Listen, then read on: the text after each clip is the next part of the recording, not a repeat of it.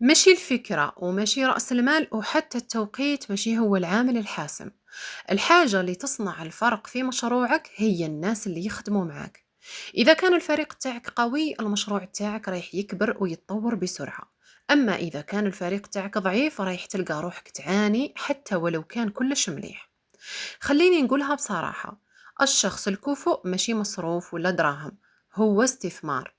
الإنسان اللي فاهم خدمته سريع مسؤول ويعرف يتصرف في المواقف المختلفة يقدر يختصر عليك شهور من التعب والمشاكل، يرفع جودة الخدمة، ينقص الأخطاء، يسرع الإنجاز ويساهم في بناء سمعة مليحة للمشروع. وحتى إذا كان الأجر تاعو عالي في الحقيقة رايح تربح أكثر على المدى البعيد. وبالمقابل الشخص اللي يخدم ببطء ولا يغلط بزاف ولا ما عندوش روح المسؤولية ما يكلفكش غير الوقت، بل يكلفك المال والطاقة والأعصاب. أخطاء تتعاود، خدمات تتأخر، زبائن ما يرضاوش وضغط يتراكم يوم بعد يوم. ومن أكبر الأخطاء اللي يديروها بعض أصحاب المشاريع هو المجاملة الزائدة. يقول لك نصبر عليه شوية ولا يقول لك حرام نستغنى عليه ونبدله. بصح الحقيقة أنه كل نهار يبقى فيه شخص غير مناسب في بلاصتهم المشروع هو اللي يخلص الثمن. لكن في نفس الوقت لازم نكونوا عادلين، ماشي أي خطأ يعني نستغناو على الشخص مباشرة. لازم نعلموه نوجهوه نفسروله وين راهي المشكلة ونعطيوه فرصة حقيقية باش يتحسن.